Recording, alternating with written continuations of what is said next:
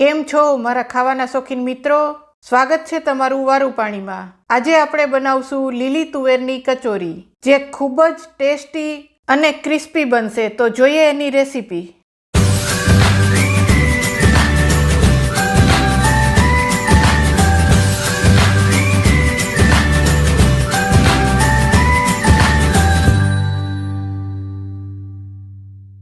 એક વાટકી આપણે લીલી તુવેરના દાણા લેશું, જેને મિક્સરમાં અધકચરા ક્રશ કરી લેશું। 2 ચમચી જેટલા સિંગદાણા લીધા છે, જેને શેકીને ફોતરી ઉખેડી લીધી છે, એને પણ મિક્સરમાં અધકચરા ક્રશ કરી લેશું। એક પેનમાં આપણે 2 ચમચી તેલ લીધું છે, થોડું ગરમ થાય એટલે અડધી ચમચી આખું જીરું નાખશું, 1 ચમચી સફેદ તલ નાખશું, થોડી હિંગ નાખશું। આપણે જે સિંગદાણા અધકચરા ક્રશ કરેલા હતા એ પણ એમાં એડ કરશું। સિંગદાણાનો કલર થોડો બ્રાઉન થાય ત્યાં સુધી સાતળશું। આ રીતે સિંગદાણાને થોડા બ્રાઉન કરવાથી કચોરીમાં સરસ ક્રન્ચી ટેસ્ટ આવશે।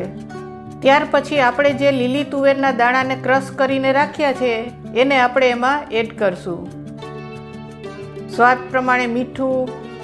હવે આપણે આ તુવેરને 5 થી 7 મિનિટ માટે સાતળશું।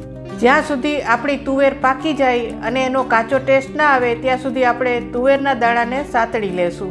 એક મોટી ચમચી આદુ, મરચાં અને લસણની પેસ્ટ એડ કરશું। જો તમે લસણ ના ખાતા હોય તો સ્કીપ કરી શકો। આપણે આમાં લાલ મરચું પાવડરનો ઉપયોગ નથી કરવાનો, જેથી જેટલી પણ તીખાશ કરવી હોય એ તમે લીલા મરચાંની પેસ્ટ નાખી અને કરી શકો। જો લીલા મરચાંનો ઉપયોગ ના કરવો હોય તો તમે બ્લેક પેપર અથવા તો વ્હાઇટ પેપરનો યુઝ કરી શકો છો।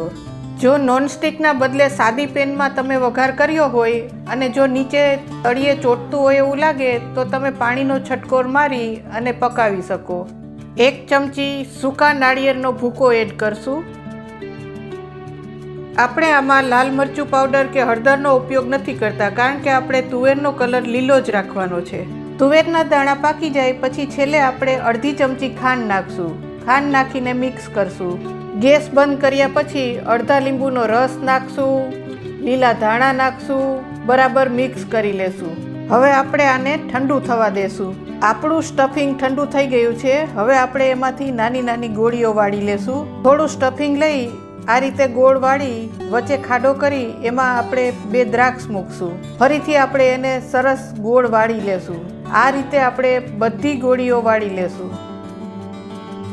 હવે આપણે કચોરીનો લોટ બાંધી લેશું। એના માટે 1 કપ મેંદાનો લોટ લેશું, સ્વાદ પ્રમાણે મીઠું અને અડધા લીંબુનો રસ એડ કરશું। લોટમાં લીંબુનો રસ એડ કરવાથી કચોરી તળતી વખતે ઉપરના પડમાં જરા પણ બબલ નહીં આવે અને કચોરીનું ઉપરનું પડ એકદમ સરસ ફરસું બનશે, ખસ્તા બનશે। 1 કપ લોટમાં અડધા લીંબુનો રસ અને જો 2 કપ લોટ હોય તો આખું લીંબુનો રસ એડ કરવો। મોણ માટે આપણે 3 થી 4 ચમચી જેટલું તેલ લેશું। આપણે મુઠ્ઠી પડતું મોણ આપવાનું છે। હજી 1 ચમચી તેલ હું એડ કરીશ। સરસ રીતે મિક્સ કરશું। આ રીતે મુઠ્ઠી પડતું મોણ આપણે આપવાનું છે। હવે આપણે જરૂરિયાત મુજબ પાણી એડ કરી લોટ બાંધશું। લોટ આપણે પોચો જ બાંધવાનો છે, રોટલીનો લોટ બાંધીએ એવો લોટ આપણે બાંધવાનો છે। આપણો લોટ બંધાઈ ગયો છે। ફરીથી અડધી ચમચી તેલ લઈ લોટને સારી રીતે મસળી લેશું અને સોફ્ટ બનાવશું। પછી એને ઢાંકીને 15 મિનિટ માટે રહેવા દેશું। આપણે એક રોટલી વણવાનો પાટલો લેશું, એની ઉપર તેલ લગાવી લેશું। આપણે જે લોટ બાંધેલો હતો એમાંથી એક લુઓ લેશું અને એની પૂરી વણશું।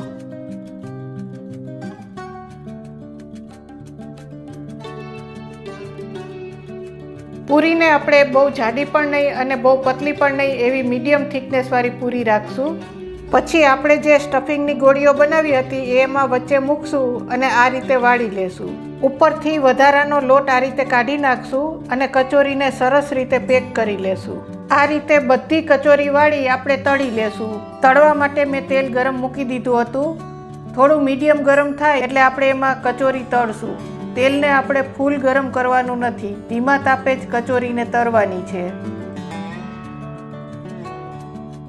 તેલમાં નાખ્યા પછી તરત જ આપણે એને ફેરવવાની નથી, થોડી વાર પછી આપણે એને ફેરવશું અને એકદમ ધીમા તાપે જ આપણે તળવાની છે। તળાતા થોડી વાર લાગશે મિત્રો, પણ ધીમા તાપે તળવાથી એનું ઉપરનું પડ એકદમ ક્રિસ્પી બનશે. હવે આપણી કચોરી સરસ ગોલ્ડન બ્રાઉન થઈ ગઈ છે, તો હવે આપણે એને તેલમાંથી કાઢી લેશું. તો તૈયાર છે આપણી ખૂબ જ ટેસ્ટી અને ક્રિસ્પી લીલી તુવેરની કચોરી.